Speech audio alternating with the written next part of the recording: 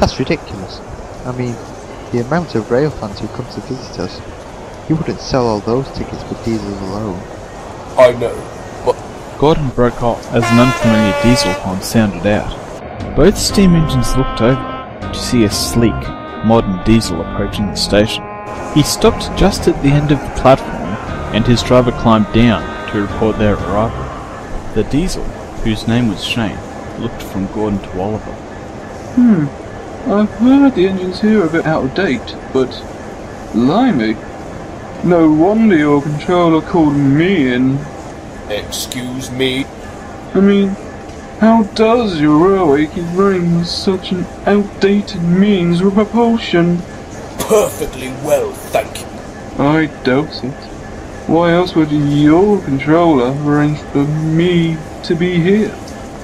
I doubt Sir Topham would have arranged such a thing. We've no need for another mainline engine, do we, Gordon? No, not since Peter was restored in 1996. Gordon replied, thinking of the most recent addition to the railway's fleet. Shane shot a look at Oliver. Hold on. Sir who? Sir Stephen Topham Hatt, our controller. Former controller. Oliver said. Sir Topham's unexpected retirement still hadn't quite sunk in. Or was it Norman Spencer who called you in? Yes, that's it. You don't know who your controller is? He's not our controller.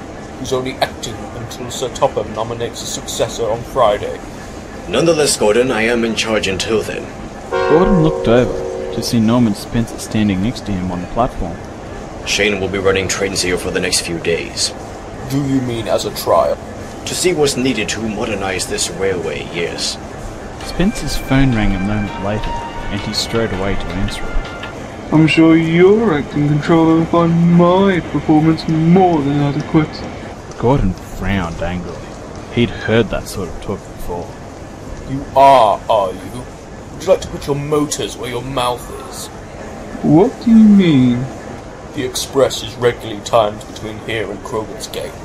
So what if it is? I'm due to leave in a few minutes.